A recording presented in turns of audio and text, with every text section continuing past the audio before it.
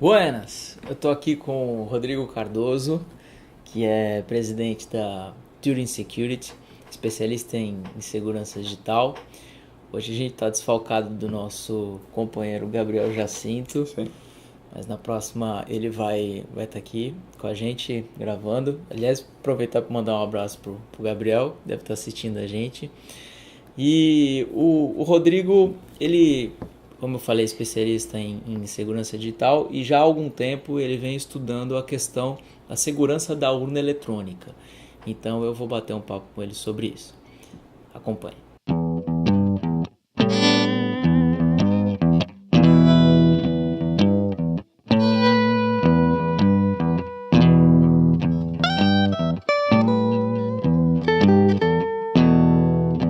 Rodrigo, esse é um tema importante, né? Ah, Aqui no Brasil muito se fala da urna eletrônica. Tem gente que é a favor, tem gente que não. E esse é um tema que você estuda faz tempo, né? Conta um pouquinho pra gente a sua história e desde quando que você vem estudando isso. Sim, obrigado pela oportunidade, Rafael. É sempre bom estar com vocês aqui. A urna eletrônica, né, é um tema de suma importância, né, para todos nós aqui no país. E eu já venho estudando há algum tempo o processo da urna, que ela existe há 20 anos no país, mas ela ainda existe alguns percalços com relação à sua auditoria com relação à segurança dela, né? Apesar do Tribunal Superior Eleitoral ter aberto as portas em alguns anos atrás. Eu já venho estudando a urna eletrônica porque ela faz parte do meu doutoramento, né? E que tem como paradigma, né, a República da Estônia, que eles têm um outro foco relacionado à internet que é bastante interessante. Inclusive você está indo para lá, né? Sim, Daqui a alguns dias. daqui a alguns dias eu estou indo para a Estônia, né? Vou terminar meu doutorado lá e lá realmente é um berço de desenvolvimento tecnológico relacionado tanto ao governo como ao cidadão em si. A questão da urna eletrônica no nosso país, ela tem uma certa dificuldade em ser 100% transparente. Uma por questão de soberania, né? O TSE sempre coloca que não deixar tanto aberto como a urna ela é protegida por uma questão de soberania e proteção contra agentes externos. Do outro lado, por ser um instrumento público, né, nós também não conseguimos ter acesso total a essa urna eletrônica. A urna eletrônica, ela, como já disse, ela existe há 20 anos atrás. Só que a questão de auditar a urna só foi possível em 2009.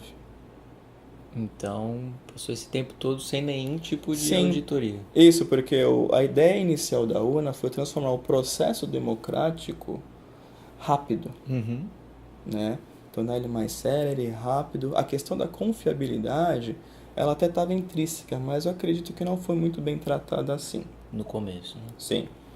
E, e aí, 2009 ela começou a ser auditada, mas sem regulamentação interna. Somente em 2015 o TSE trouxe uma portaria tornando o teste público de segurança obrigatório. E como é que funciona essa auditoria?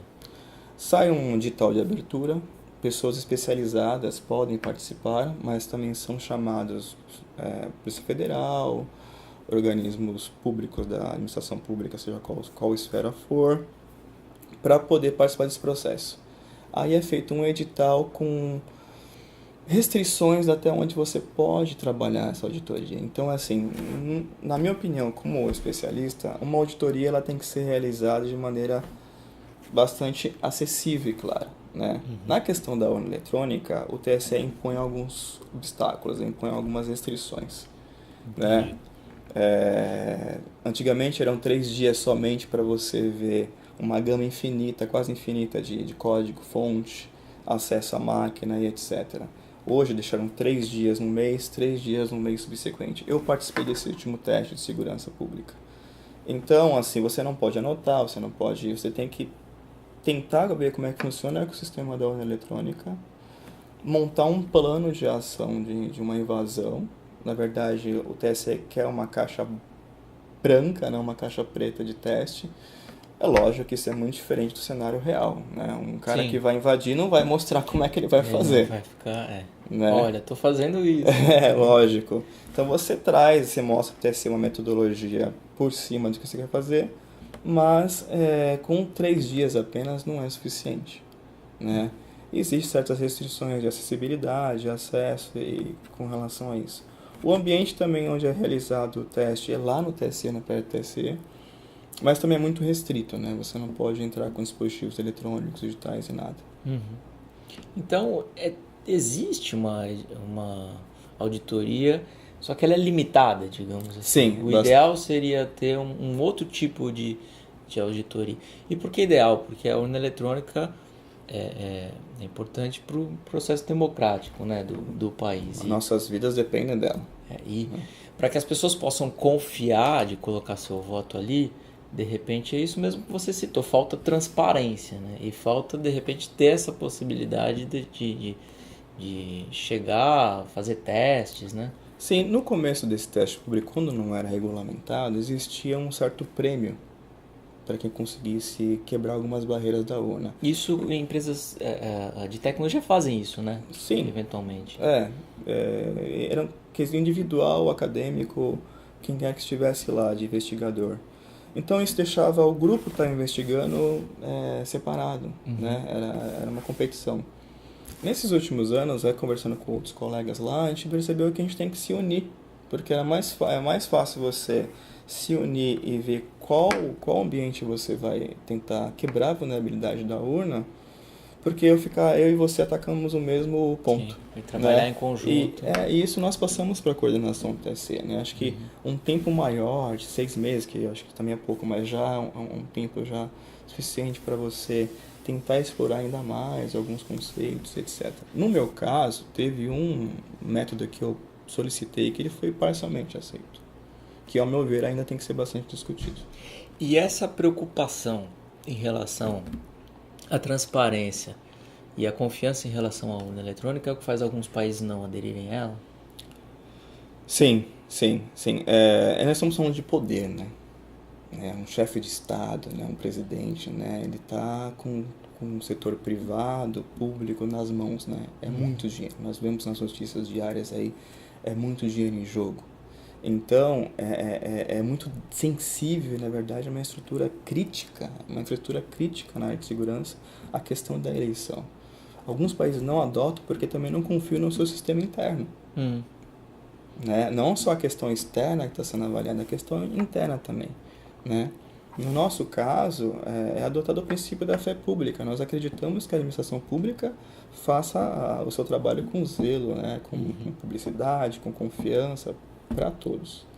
Então, no momento que a gente vê uma situação do país como hoje, bastante delicada, com muitas coisas acontecendo, fica um pouco aquela dúvida, né? E que é uma dúvida salutar, não é uma questão de estamos criando uma teoria da conspiração. Não, é uma preocupação fatídica que a população tem que ficar em cima, justamente questionar. Acho que o trabalho de questionar é o trabalho do cidadão, né?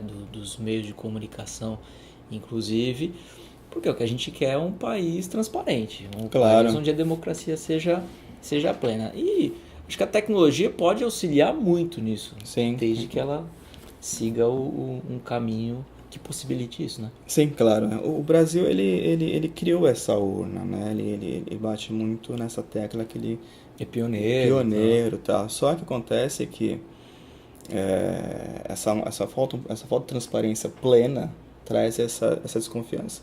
Por exemplo, nós vamos ter o voto impresso. O voto impresso é uma complementação da auditoria, não quer dizer que o voto impresso seja realmente que, se a urna for fraudada em algum ponto, que o que vai sair no papel vai contradizer. Não, eu posso realmente manipular esse dado e sair impresso o que eu quero. Né?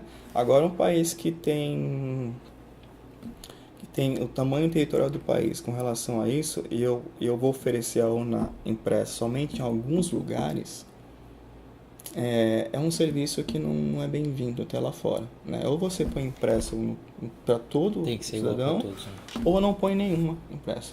Colocar parcialmente, 30% das urnas praticamente, não quer dizer que isso realmente vai fazer alguma diferença com relação à auditoria dela.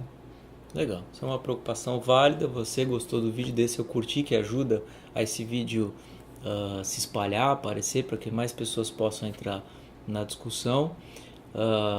Deixe seu comentário, sua opinião sobre isso, acompanhe canal, inscreva-se no canal para acompanhar os próximos vídeos.